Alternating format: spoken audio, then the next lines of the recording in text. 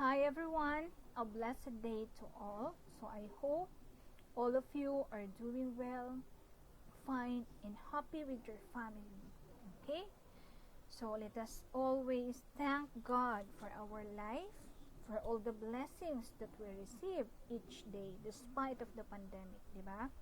And of course, we will always ask God for His guidance. Okay? And protection, of course.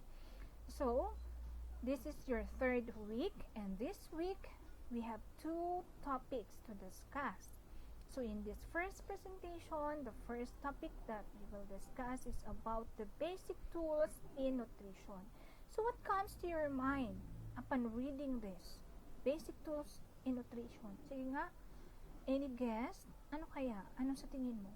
Is it the plato, sandok, kutsara, tinidor, bowl, or ano pa man. So, di ba, pag tools, iniisip mo, ganun nga siya. So, but then, let us proceed with our discussion and let's see kung ano yung mga tools na yun. Okay, this is the outline of my presentation. So, the basic tools in nutrition includes the following, which is our topic for today's discussion. And each of these, we will discuss it one by one. Okay? First, the food guide pyramid. So, I'm sure you are familiar with that. Diba? Pag sinabi natin food guide pyramid, so, it's in a form of triangle, diba? So, familiar kayo yan. I'm sure during your elementary days, high school days, na-introduce na sa inyo yan. And, the RENI, or the recommended energy and nutrient intake, the FCT, or the Filipino composition tables, the Philippine Food Exchange List, or also known as FEL. Ito, very important to ha, kasi ito yung gagamitin yung in most of your menu planning. So, kailangan ma-master nyo to kung paano gamitin ang FEL. Okay? The Nutritional Guidelines for Filipinos, ano-ano kaya ang mga guidelines na yon? Do you have any idea? Food labels and nutritional facts. Okay, so lahat yan, isa-isahin natin. So let us start first with your food guide pyramid. So ito nga, yung nasa baba, no, yung nakita nyo, it is in a form of triangle, na yung wider part, ibig sabihin, yun yung dapat mas marami mong ititake. Tapos yung nagiging mas maliit, so yun yung dapat mas maliit na nang ititake mo. So, food guide pyramid is a tool that provides a way to convert nutrient recommendations from the RENI into a food plan and offers the simple daily guidelines. So, ano nga yung RENI na sinasabi natin kanina? It is the what? Isipin mo nga ulit. Ano yun? Okay. Okay, this is the recommended energy and nutrient intake. So, meron din yung form of table. So, titingnan din natin yan mamaya kung ano yan. So, the food guide pyramid serves as your guide, no? So, ito yung guidelines natin. Choose most of your daily foods from most. Itong pinaka-word dito na most, no? Ibig sabihin, dito ka pumili ng mas marami. For the grain products, at least 5 to 8 servings a day. Okay? Hindi po yan every meal. Vegetable group, 3 to 5 servings a day. Fruit group, 2 to 4 servings a day. So, is this standard, ma'am? Of course, it varies, no? It depends to the condition, or it depends to the physical condition of the patient, no? Titingnan natin yan. Then, eat moderate. O kung kanina most, this time moderate amount of the following. Okay? Milk group, at least 1 serving. O, ilang beses ka ba umiinom ng milk every day? Ilang beses ka ba nagmi-milk tea? Ayan. So, at least 1 serving. At ang 1 serving na yan, hindi po ibig sabihin dyan, isang bottle yan. So, makikita nyo mamaya ano ang 1 serving. So, ilan dapat lang, no? Meat, at least 3 to 4 serving. So, ang serving din dito, hindi rin ibig sabihin na malaking bowl yan, no? So, meron lang naka-specific dapat na kinukompute kung ilan yung content ng one serving na yon. Okay? Then, ang sabi dito sa food guide pyramid, you have to choose sparingly foods that provide few nutrients. Sparingly, ibig sabihin konti-konti lang, hindi sobrang dami, no? And high in fat, lalo na yung matataba, salty, and sweets. Okay. So, pag nakita nyo nga itong food guide pyramid na to, ayan, sa taas, konti lang. Ang mga sweets, yan, dapat yan lang yung konti na inyong i-take. So, yung mga foods na yun, di ba, ginugroup siya, no? May nakagroup doon. So, ang gagamitin din natin na pyramid, yung meron dito from the Philippines talaga, no? Para, of course, naka-base doon sa ating body, di ba? Yung body, yung ano natin ng mga Pilipino, yung ating usual na body build ng mga Pilipino. Okay? So, yung pyramid na yun, naka-group siya, no? So, may bodybuilding doon. Bodybuilding foods, no? Ano yung mga bodybuilding foods doon? These are the food that supply good quality of proteins, some vitamins, and minerals. So, if you remember, I'm sure you are familiar with the Go, Grow, Glow foods, diba? So, when you say bodybuilding food, ano kaya siya? Is it Go, Glow, Grow foods? Sige nga, guess. Okay, kung tama ka, very good, no? So, ano nga ba ang bodybuilding food? Ito daw yung mga proteins. In this picture, nakikita nyo yung mga example, the eggs, the meat, the nuts, no? So, sasagutin ko, is it Go, Glow foods? It is the grow foods. From the word grow, para hindi kayo malilito, grow, di ba? Grow, para mas lumaki, di ba? Para mas mag-grow, para mas tumangkad ka pa, o ganyan. So, kaya kailangan mo ng protein. Kailangan mo ng bodybuilding foods or your grow foods. Okay? Body regulating foods. These are foods that composed of fruits and vegetables that provide vitamins and minerals, particularly the ascorbic acid and the vitamin A. So, body regulating foods. So, dito daw siya makikita, no, sa fruits and makukuha sa fruits and vegetables. So, ano naman siya? Is it Go, Glow, Grow? Kanina natanggal na yung grow mo. So, Go and Glow na lang ang pagpipilian mo. Sige nga. Guess? Anong sagot mo? Okay. So, ano nga ang sagot mo? Hindi ko naririnig eh. Okay. Parang baliw si ma'am, no? Okay. So, yung body regulating foods, it is also known as glow foods from the word glow. Kumikinang-kinang. Kumikinang-kinang. Glow, pampaganda ng skin, 'di ba? Nag-glow ka. Nag-glow ka pag kumakain ka ng mga fruits. So, kung gusto mong mas gumanda, yan, mas pumogi ang iyong skin, kumain ka ng fruits and vegetables. Okay?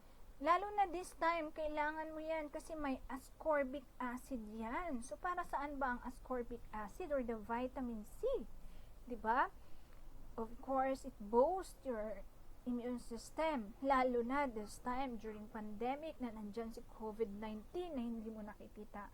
It is very important na palakasin mo ang inyong immune system. So, you need to eat the glow foods. Okay? It provides vitamin A. So, kailangan mo rin yung vitamin A para sa mata mo. Kasi lagi kang nakatitig sa iyong computer. Kasi online tayo. It also provides vitamin D, pampaganda ng skin. Kaya nga, glow foods, no? Vitamin D, hindi lang for the skin. Is, of course, it also helps for the absorption of calcium. Okay? Then, next, pangatlo na to kanina, diba? the grow, glow. So, tapos ka na sa grow, tapos ka na sa glow. So, ito na yung pangatlo, the energy-giving food. Siyempre, nahulaan nyo na kanina yung glow and grow. So, siyempre, anong natira? The go foods na lang. So, ibig sabihin, energy-giving nga, go foods. Okay, may energy ka. So, may energy, go. So, tumakbo ka. May ano ka. Okay? It is composed mostly of rice and other cereals. Starches, sugars, and fats contribute the bulk of calorie. So, ito siya. Ayan, example. Actually, pag pinag-aralan mo ang nutrition, mamaya pag nag-compute na kayo, no, parang may i-compare mo na ngayon kung yung keto diet, kung ano ba yung mas madami sa kanila. Okay. Ito nga, sabi nga dito, contributes the bulk of calories. Actually, yung energy-giving foods, ito yung mas malaki dapat sa body na kinakain ng tao kasi nga, for energy. Okay? So, the food guide pyramid or FGP, it is a simple, minimension natin kanina, graphic presentation of foods group according to nutrient contribution. So, nakita nyo yon yung sa baba, mas malaki, dapat ito yung mas marami ang kainin mo. Pataas, again, yun yung mas konti ang kakainin ng isang individual. Kasi mas konti lang ang requirement ng body mo for that certain nutrient. It was developed to help individuals select a well-balanced diet to promote good health. So, magagamit mo yan. It shows the 5 food groups arranged in a pyramid. Parang ibang group yung pinakita mo kanina. So, itong 5 food groups na to, sa susunod na slides, nandun yung pinaka food guide pyramid na group siya into 5. The pyramidal shape indicates the relative amounts or proportions of each food group that should be eaten every day. So, doon pa lang sa previous slides ko, di ba nakalagay ko na kung ilang serving ang mas dapat mong kainin, mas madami, or ano yung food na group ang mas konti lang. So, ulit-ulit lang yan para matandaan nyo. The food pyramid has been modified to suit the special diets, no? It was modified by Sunny Rose S. Orbeta, MSRD, who developed a food pyramid which highlights the importance of water and other fluids. Kasi, yung mga, actually, pag tinitingnan mo yung ibang food guide pyramid, wala doon yung water, wala doon yung fluids, no? Si Sunny Rose ay isang Pilipino. Okay? So, yung paggawa niya ng food guide pyramid is, of course, naka-base doon sa ating culture, sa ating practices, sa ating body build. Yan. So, according to her, it is very important to drink plenty of fluids. Diba? So, ilan ba ang fluids dapat na iniinom mo sa isang araw? Diba kasi ang body mo is composed of fluids. Ilang percent of your body is composed of fluids? Diba? 80% or ganyan. Diba? Above. Yung content ng iyong body. Kasi, bakit may fluids dyan sa katawan mo? Of course, yung fluids, nagfo-flow. Okay? Nagsisirculate yan. And your body will operate with your blood. Siyempre. So, paano mag-circulate yung blood circulation? Paano madadala yung nutrients sa iyong mga cells? Na again, our body is composed of trillion cells. Okay? So, paano niya madala yung mga nutrients to your cells? So, kailangan mo ng fluid. Okay? And then, her pyramid was endorsed by the Philippine Center for Sports Medicine. So, ginagamit yung kanyang food guide pyramid, lalo na doon sa mga gustong mag-diet. Okay. So, this is now her food pyramid. Okay. So, ayan. Sa Taguig City. So, nakalagay dito sa pyramid na to kung ano yung mga exercises. Actually, meron pang pinakababa, pinakababa na pang 6 yan kasi 5 groups to, di ba? 1, 2, 3, 4, 5. Ito yung groups of food, no? Okay. So, dito sa pinakababa, importante pa rin dito sa pyramid Sunny Rose, di ba? Dito sa pyramid niya, nakalagay pa rin kung ano yung mas importante. So, importante yung exercise, di ba? Personal and environmental hygiene. So, kasama pa dyan. Do regular exercise in most days of the week for at least 30 minutes. Practice good personal and environmental hygiene. So, kasama pa dyan. Aside from the food group, which is very important daw for everybody to have a good health. So, itong food group na to, so nakaalagay dyan. So, again, ano nga itong nasa baba? Ano yan? Energy-giving food, diba? Mga energy-giving food ba? Ito yung energy-giving food. Ito, energy-giving food. The Go Foods. And then, ito yung the Glow Foods. Okay? Body regulating foods. Diba? Tapos, dito sa taas, ano na yan? The Grow Foods or your bodybuilding foods. So, yan na yun. So, nag-group siya sa ganyan. Okay? And then, another tool in nutrition, the recommended energy and nutrient intakes or the RENIN. The levels of intakes of energy and essential nutrients which on the basis of current scientific knowledge are considered adequate for the maintenance of health, and well-being of nearly all healthy persons in the population. That's according to Barbara and Cabrera, So, recommended, ano ba talaga yan, ma'am? Hindi namin maintindihan. So, later, maintindihan nyo yan kasi may undergo ng computation pa yan. Okay? So, are levels of nutrients intakes considered adequate? Ito na, iulit lang natin, to maintain health and provide reasonable levels of reserves in body tissues of health persons. So, ito yung mga needs, ito yung mga nutrients, ito yung may equivalent dyan na ilan dapat ang kailangan ng ganitong edad. So, meron siya mamaya, makikita nyo. Ayun, ayan na. Okay? So, this is the table of recommended energy and nutrient intakes for Filipinos. Okay. So, but then, baka mamaya, kapag nag-compute na kayo, kasi may iba pa rin tayong gagawin para makuha nyo kung ilan ba talaga, kasi ito ay parang naka-general na siya. Although, nag-undergo din ito ng computation sa kanila, may computation din sila or research na ito yung need talaga ng body. Okay, an example, hindi ko na isa-isahin yan kasi napakarami yan, the energy, the protein, the vitamin, etc. Okay, so may example lang tayo, RENI, kung ano yung RENI or recommended energy intake for females, usually from 19 to 18. So, dito ako naka-base kasi parang most of you belong in this group. Okay, so, ang ideal weight daw ng ganitong age, 19 to 29, is 59. Okay? Tapos yung calories na requirement niya, or energy na requirement niya, in kilocalories is 2,490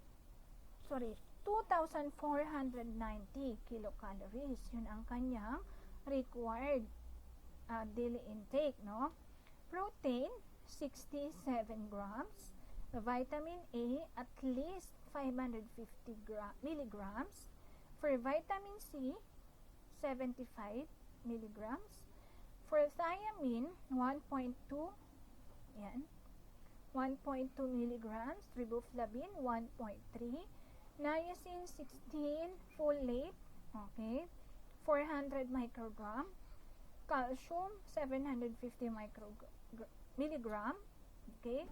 Iron, 12 milligram. Iodine, 150 microgram. So, microgram yung ganyang unit, What about the female?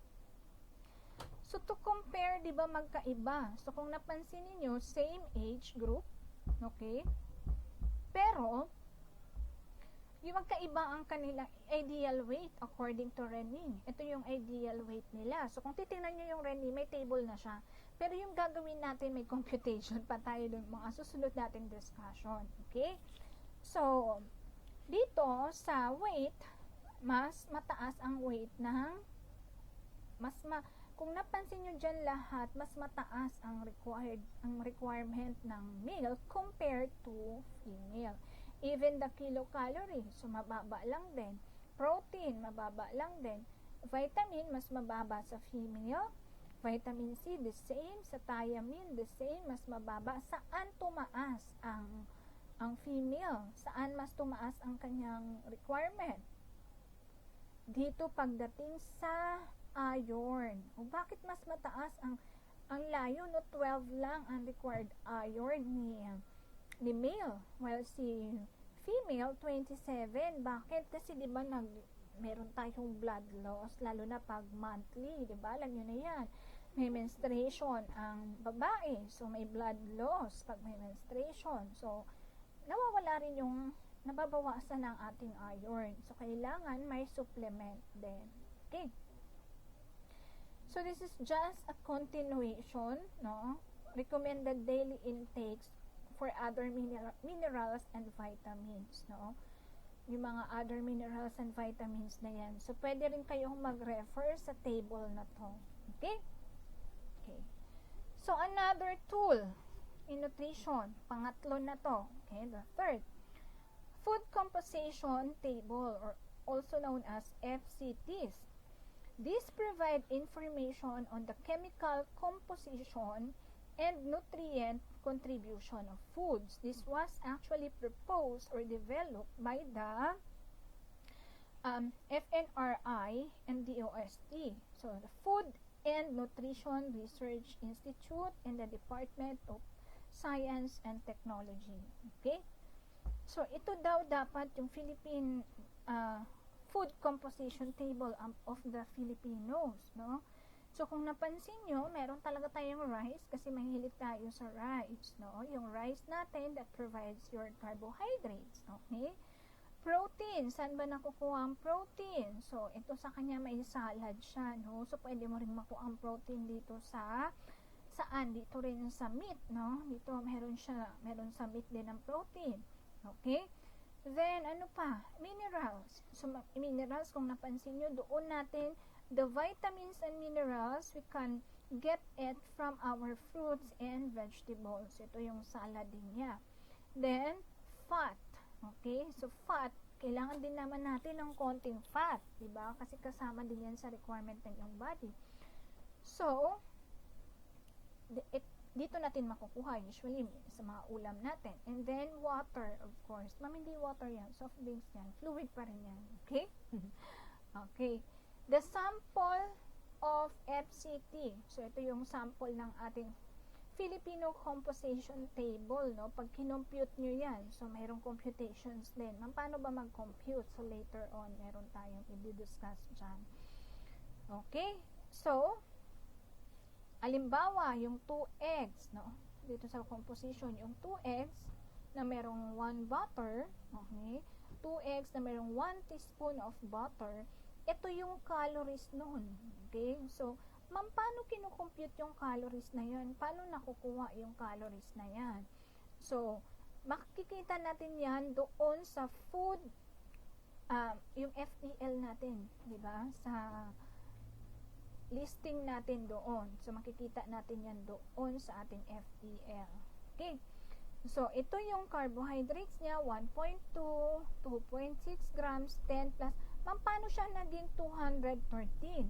Ang total ng calories dyan.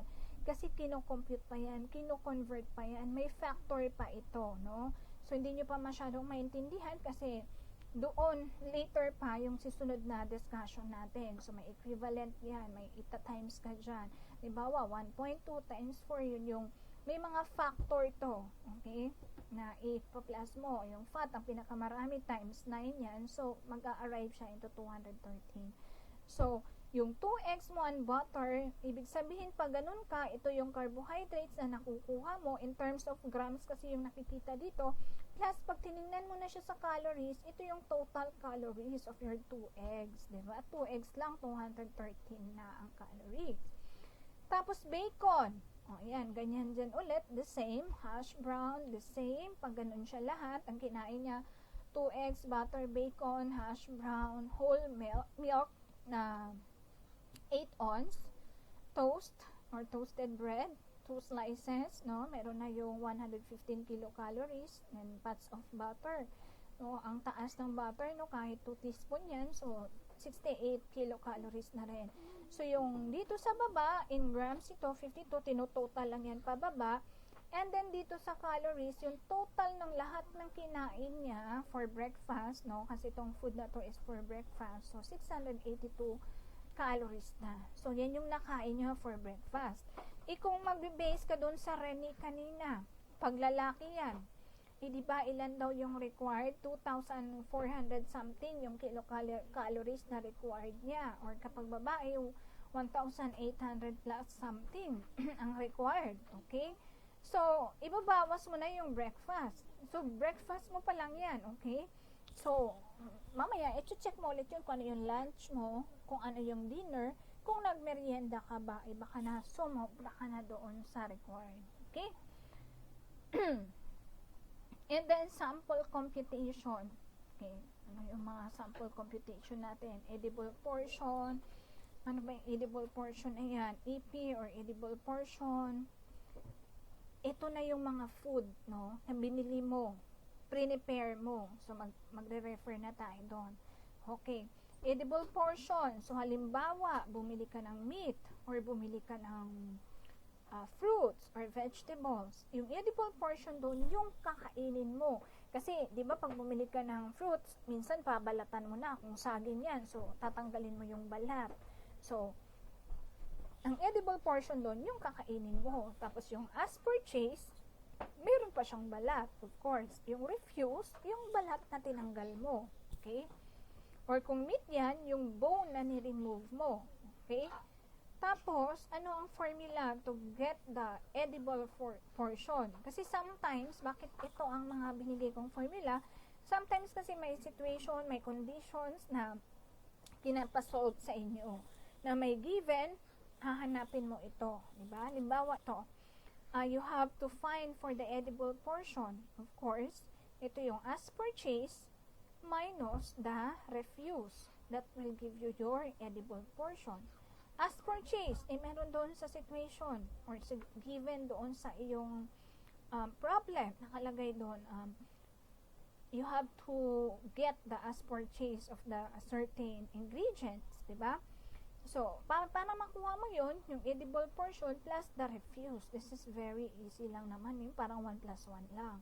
Okay? So, example, edible portion, or kunin natin yung percentage of edible portion naman. Percentage naman tayo para makuha mo yan. Yung edible weight na nakuha mo kanina, divide sa as purchased weight, and then multiply it to 100. Okay? So, para makuha mo yung iyong percentage of edible portion. And number 4, kung ang given naman ay yung iba, ang pinapahanap sa'yo is the edible weight. Okay? Hanapin mo edible weight. Ito yung situation. Ito yung food or ito yung ingredients. Yan. So, kasi magko-compute ka ng kilocalories for your patient. Okay. So, to get the edible portion weight, okay, you have to multiply the as purchased. Okay. Ito yung as purchased na nakuha mo and the percentage of your edible portion. Okay. So, very easy mathematical formula lang yan. Okay, so here is an example, no? Example, pinasolve kayo. Meron kang binili na 317 gram of melon as purchased. And nung binalatan mo yung melon, ang timbang nung balat is 120 grams. Okay. So, now you have to compute the letter A. So, i-compute natin yung edible portion. So, madali lang yan. Siyempre, edible portion, yung kakainin mo, again.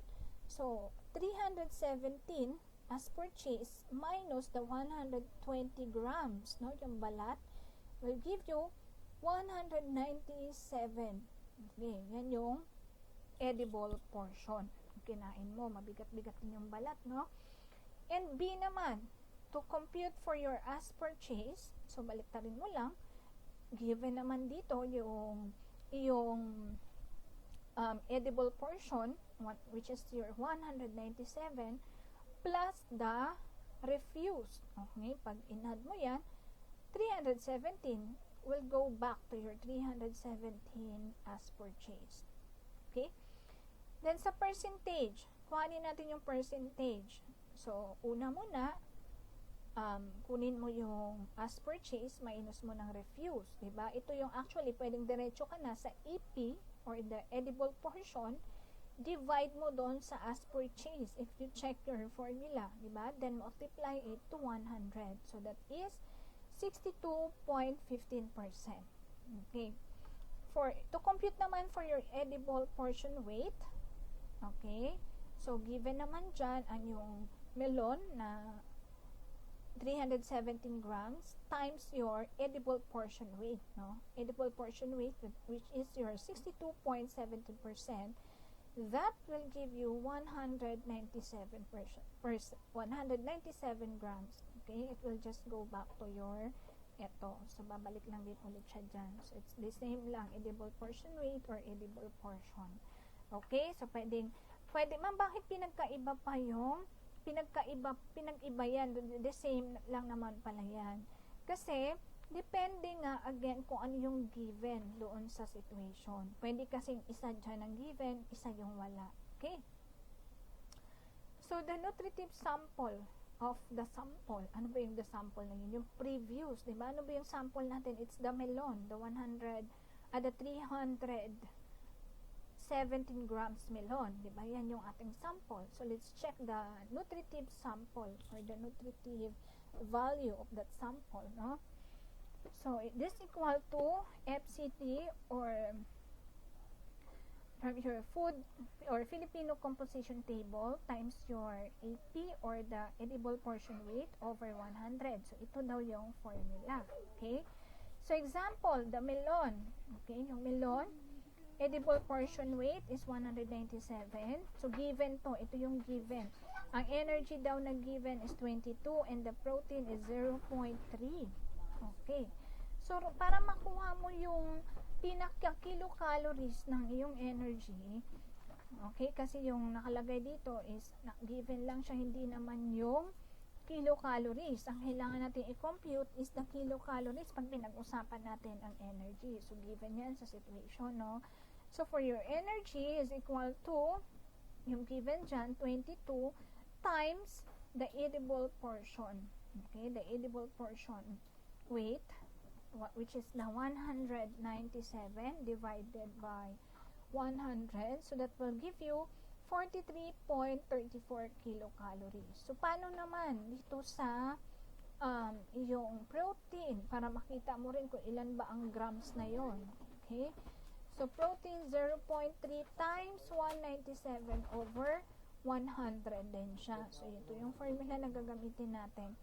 0.59 grams. So, ito ay given. Again, yung nandyan ay given siya. So, pag hinihingi sa inyo yung protein in grams, so, i-compute mo ganyan. So, kapag pinakalculate sa iyo yan ng kilocalories ang protein, so, may another formula din dyan. So, later na sa susunod na slides, meron doon. Okay? So, another tool is the Philippine Food Exchange List or the FEL, Philippine Food Exchange List. Okay? So, the exchange system that provides a powerful and practical tool for estimating the CHO. Ano ba yung CHO? Kaya nga, kailangan yung ipasa ang inyong chemistry before proceeding, or that is your prerequisites to enroll nutrition. Kasi ano ba yung CHO? Ano ba ang CHON?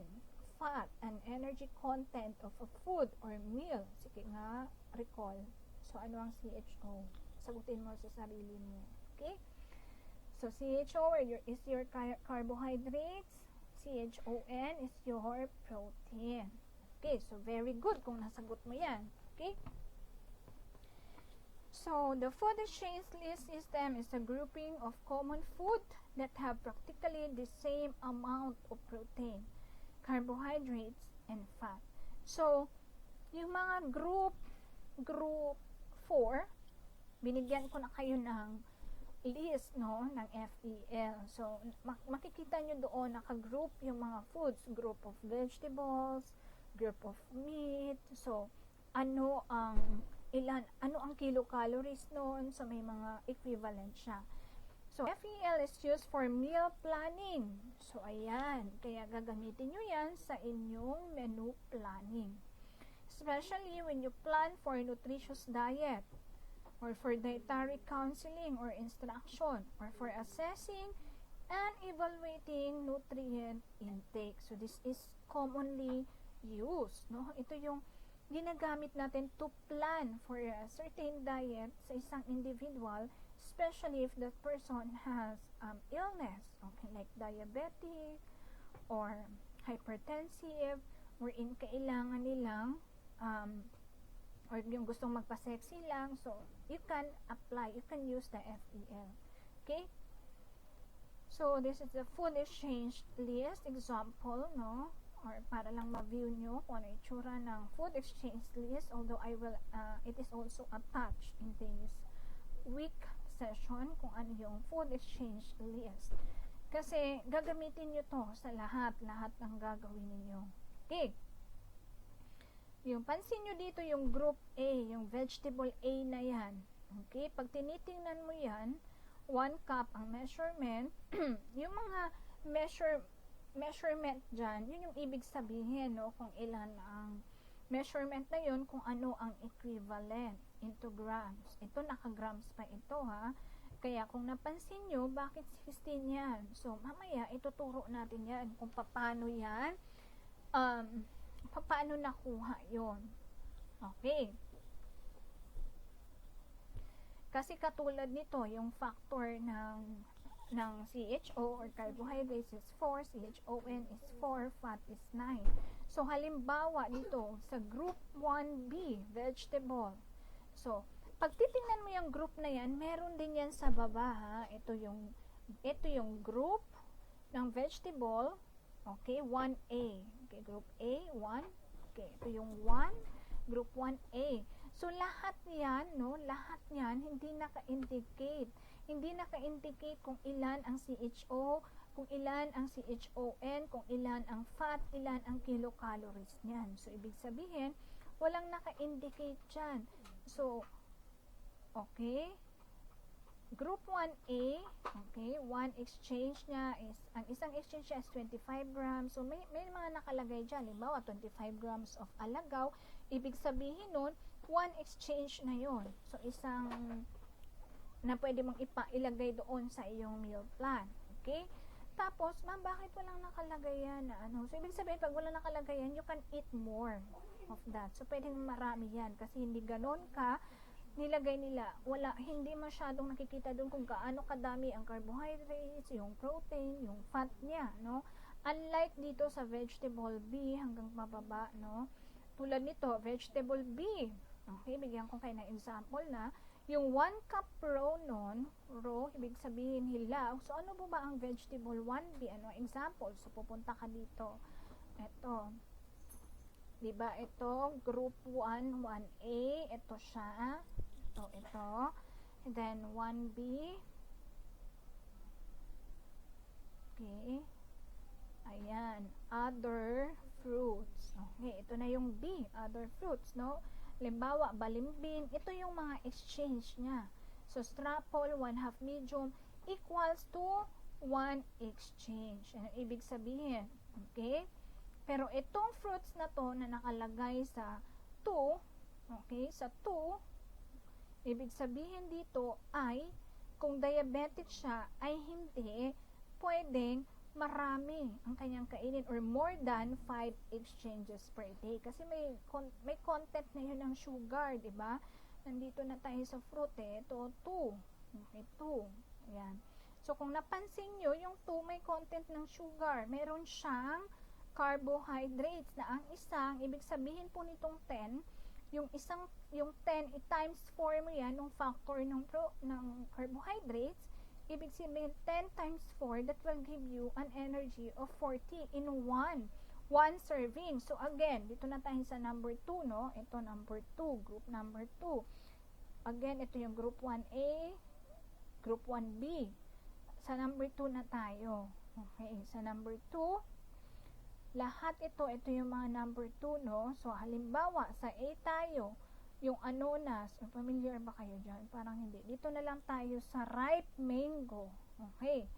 1 medium size, okay, na ang laki niya ay 11 by 6 cm. Okay, 11 by 6 cm. So, yan yung equivalent to 1 exchange. So, paano mo makuha ang kilocalorie ng size na yan? So, babalik ka dito sa table mo, sa fruits. Okay, yung ganong size pala, ang carbohydrates doon, meron siyang 10 grams ng carbohydrates. So, yung ibig sabihin, yung mango na yon, wala siyang content ng protein, wala siyang content ng fat. So, kaya, ito lang ang recognize ito based using this FEL list, no? So, carbohydrates daw ang meron. So, pag tinimes mo yung 10 grams into 4, which is the factor of your carbohydrates, constant factor of carbohydrates, that will give you 40. So, the same din dito sa mga yan. So, titingnan mo lang kung anong group sa milk. Halimbawa, kuha tayo ng example. Sa milk lang, ha? Kung gaano kadami ang calories, no? Whole milk. Okay? It varies kung ano yung size kasi titingnan natin yung milk later. So, pupunta tayo sa milk. Nasa 3 siya. Group of number 3. Group list number 3. Okay. Ito yung iyong whole milk. Okay. Pag evaporated yan, half glass, o pag napansin nyo, yung mas okay pa yung 1 glass, 'di ba? Kasi pwede kang uminom ng 1 glass of fresh milk. So mas pag 1 half glass ng evaporated milk, mas compact yung nutrients, no? Kasi tingnan mo yung half glass lang. Pareho lang sila ng value. Ibig sabihin lang dito, yung evaporated milk na 1 half glass, ang fresh milk na 1 glass, at saka powder milk na 4 level spoon, okay, ay equal to, ito yung, babalik ka ulit dito sa taas, no? Ito yung mga ano niya, ito yung kanyang mga nutrient value. So, isa-isahin mo rin ulit yan, no? Sa whole milk pa lang, okay, yung ilan, gaano kalaki yun, halimbawa, evap, ito na, 170 kilocalories, although meron din yan sa taas, 1 exchange, diba, tama, 1 exchange of whole milk, okay, will give you 170 kilocalories. So, mas malaki ang calorie ng whole milk. Pag low fat, 125 lang siya. Pag skim milk, 80 kilocalories yan. So, merong nakalagay dyan ay yung 1 exchange nun. Yung 1 exchange, again, halimbawa sa ibaf, half glass, sa fresh, 1 glass, sa powdered, 4 level ng tablespoon. So, yan yung mga ibig sabihin ng 1 exchange yan. Kung ano yung value ng isang exchange na yan. So, marami pa yan. So, hindi ko isa-isahin yan kasi may report pa si Group 4 how to use this food exchange list. Okay? But then, wag nyo nang antayin pa si Group 4. Pwede nyong basahin na rin yan para mas maintindihan ninyo ang FEL. So, pinapakita ko pa lang sa inyo kung ano ang itsura ng FEL. Okay? Let's go back to our presentation. Another tool in nutrition, the Nutritional Guidelines for Filipinos. Ano ba to? May mga guidelines tayo, merong mamaya late isa-isahin din natin, no? So, the Nutritional Guidelines are primarily recommended to promote good health habits through proper nutrition. Okay, so very, para ma-promote ang health habits.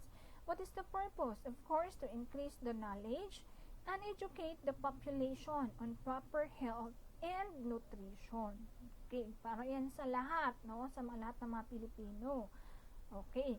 So, according to dietary guidelines for Filipinos, actually, this was developed in 2000 in the year 2000, and was further revised in 2012. Okay. So, ano na ang sinabi ng 2012? Okay. Eat a variety of foods every day. So, ano ibig sabihin ng eat a variety of foods every day? So, hindi yung paulit-ulit yung kakainin mo na puro manok lang ngayon, manok ulit, manok ang almusal, manok ang tanghalian, manok pa rin yung hapunan. So, kailangan iba-iba rin yun, at meron din kailangan it contain the 5 groups, no? The 5 groups of food, or yung 3 major groups mo kanina. Okay, yung it contain the bodybuilding, the body regulating, the energy giving food. Dapat yun yung content ng iyong food every day. Then, the special concerns of these guidelines, especially for those who have nutritional needs, no? Lalo na yung young children and during school age years. Bakit? Ito yung mas kailangan mo pa ng nutrition, mas kailangan nila ng nutrition dahil ito yung nag-aaral sila, ito yung mga malilikot sila. So, yung activity nila, di ba, mas ano yung activity nila. Pregnancy and lactating women. Bakit? Of course, during pregnancy, may baby ka dyan na nag-grow inside na nangangailangan din ng nutrients, no? So, yung nutrients is not only for the mommy. So, may nutrients na rin na requirement yung baby that is growing inside the womb. And the lactating women, bakit? Of course, you will produce milk. Dapat yung milk na pinuproduce mo, may contain din ng nutrients na kailangan for your baby.